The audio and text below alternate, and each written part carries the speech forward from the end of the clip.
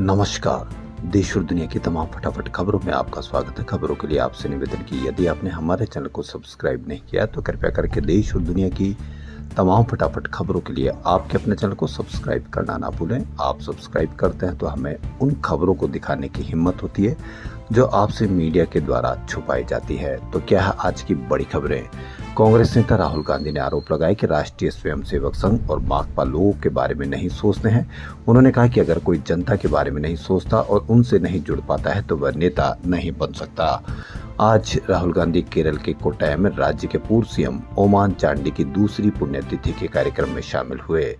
राहुल गांधी ने कहा कि मेरी संघ और माकपा से वैचारिक लड़ाई है, लेकिन मेरी सबसे बड़ी शिकायत यह है कि ये लोगों के बारे में नहीं सोचते। उनके मन में जनता के लिए कोई भावना नहीं है। वहीं हरियाणा के शिकोहपुर में एक जमीन सौदे में कथित अनियमितताओं से जुड़े धन शोधन के एक मामले में ईडी ने रॉबर्ट वाड्रा के खिलाफ आरोप पत्र दायर किया है। इसे लेकर राहुल गांधी ने सरकार पर बड़ा निशाना साधा। उन्होंने एक्स पर साझा एक पोस्ट में उन्होंने कहा कि मेरे बहनोई को पिछले 10 साल से ये सरकार परेशान कर रही है। यह हालिया आरोप पत्र उसी प्रताड़ना अभियान का एक हिस्सा है। मैं रॉबर्ट, प्रियंका और उनके बच्चों के साथ खड़ा हूँ क्योंकि उन्हें दुर्भावनापूर्ण राजनीतिक रूप से प्रेरित एक और हमला झेलना पड़ रहा है। मुझे पता है कि वह सभी किसी भी तरह की मुसीबत का सामना करने के लिए पर्याप्त बहादुर है। वह हिम्मत और गरिमा के साथ ऐसा करते रहेंगे। लोकसभा में विपक्ष के नेता ने कहा कि अंततः सच्चाई की जीत होगी। इलाहाबाद हाईकोर्ट के जस्टिस यशवंत वर्मा ने सुप्रीम कोर्ट का दरवाजा खटखटाया। उन्होंने कैश कांड केस में खुद को दोषी ठहराने वाली जांच रिपोर्ट को रद्द करने की मांग की है। जस्टिस वर्मा ने गुरुवार को अपील में कहा कि उनके खिलाफ जो कार्रवाई की गई वह न्याय के सिद्धांतों के खिलाफ है। मुझे खुद को साबित करने का पूरा मौका नहीं दिया गया। कार्रवाई में एक व्यक्ति और एक संवैधानिक अधिकारी दोनों के अधिकारों का उल्लंघन किया गया है। यह याचिका संसद का मानसून सत्र शुरू होने से कुछ दिन पहले आई है। सत्र के दौरान जस्टिस वर्मा को हटाने के लिए प्रस्ताव पेश किया जा सकता है। वहीं कांग्रेस नेता जयराम रमेश ने आज कहा कि उस समय के मुख्य न्यायाधीश संजीव खन्ना ने राष्ट्रपति और प्रधानमंत्री को चिट्ठी भेजकर सांसदों को एक कदम उठाने को मजबूर किया। रमेश ने यह भी दोहराया कि विपक्ष जस्टिस शेखर यादव के मामले को भी जोर से उठाएगा, जिन पर सांप्रदायिक भाषण देने का आरोप है। उनके खिलाफ पिछले दिसंबर में राज्यसभा में 35 सांसदों ने प्रस्ताव दिया था, लेकिन अब तक कोई कार्रवाई नहीं हुई। छत्तीसगढ़ के भिलाई में ईडी ने पूर्व मुख्यमंत्री भूपेश बघेल के बेटे चैतन्य बघेल को गिरफ्तार किया है। यह गिरफ्तारी शराब घोटाले से जुड़ी मनी लॉन्ड्रिंग मामले में हुई है। ईडी ने चैतन्य बघेल को रायपुर के स्पेशल कोर्ट में पेश किया। कोर्ट ने चैतन्य को 22 जुलाई तक ईडी की 5 दिन की रिमांड पर भेजा है। कोर्ट में भूपेश बघेल, चरणदास महंत, मोहम्मद अकबर समेत कई बड़े नेता मौजूद रहे।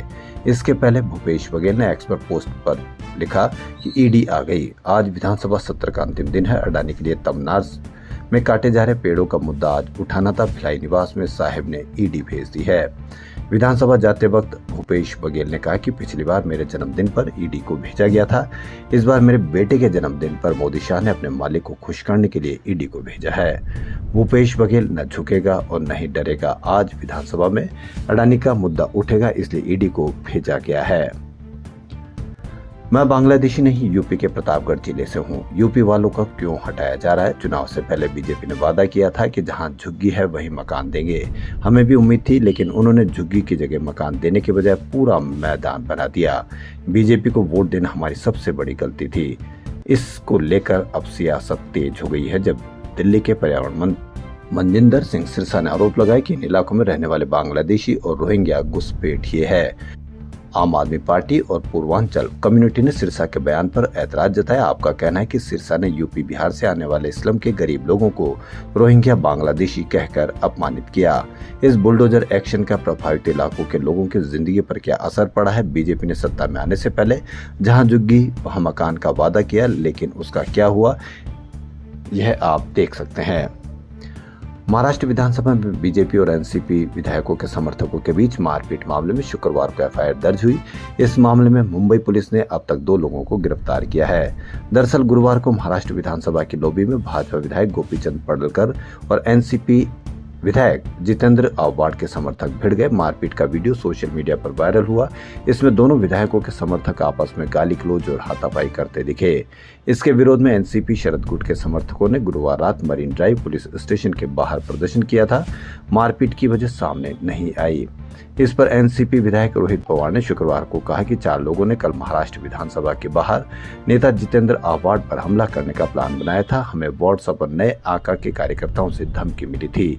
नया आका दूर से इशारा देता है और ये 4 गुंडे वहां गुंडागर्दी करते हैं। वहीं एनसीपी विधायक जितेंद्र आव्हाड कहते हैं कि पूरा महाराष्ट्र जानता है कि हमलावर कौन था। हमसे बार बार सबूत मांगे जा रहे हैं, जबकि पूरे देश ने देखा है कि हमला किसने किया। गुंडों को विधानसभा में घुसने दिया जा रहा है, जिससे विधायकों की सुरक्षा को खतरा है। मुझे गालियां दी गई, जान से मारने की धमकी दी गई, कुत्ता सुअर जैसे अपमानजनक शब्दों का इस्तेमाल किया गया। क्या विधानसभा में ऐसे ही होने की उम्मीद है? अगर विधायक विधानसभा में सुरक्षित नहीं तो हम विधायक क्यों बने रहें? कर्नाटक के मुख्यमंत्री सिद्धारमैया ने सोशल मीडिया कंपनी मेटा के ट्रांसलेशन फीचर पर आपत्ति जताई है। दरअसल 15 जुलाई को सिद्धारमैया ने फेसबुक पर एक्ट्रेस बी सरोजा देवी के निधन पर शोक संदेश पोस्ट किया था। यह पोस्ट कन्नड़ में किया गया था। पोस्ट पर ही इंग्लिश में ट्रांसलेशन का फीचर था, इसलिए क्लिक करने पर लिखा आया, कर्नाटक सीएम का निधन हो गया। सिद्धारमैया की तरफ से मेटा को लेटर भेजा गया, जिसमें कहा गया कि वह अपने कन्नड़ ऑटो ट्रांसलेशन फीचर को तब तक के लिए बंद कर दे जब तक वह तथ्यों को तोड़ना मरोड़ना बंद करना नहीं सीख लेता। अमेरिकी में राष्ट्रपति डोनाल्ड ट्रंप की विवादास्पद नीतियों के खिलाफ गुरुवार को बड़े पैमाने पर विरोध प्रदर्शन हुए। प्रवासियों को डिपोर्ट करने और गरीबों के लिए मेडिकेड सुविधाओं में कटौती के विरोध में 16 से ज्यादा जगहों पर प्रदर्शन आयोजित किए गए। इन प्रदर्शनों को good trouble lives on national day of action नाम दिया गया, जो दिवंगत सांसद और human right activist John Lewis को समर्पित है। आयोजकों ने लोगों से प्रदर्शनों को शांतिपूर्ण रखने की अपील की है।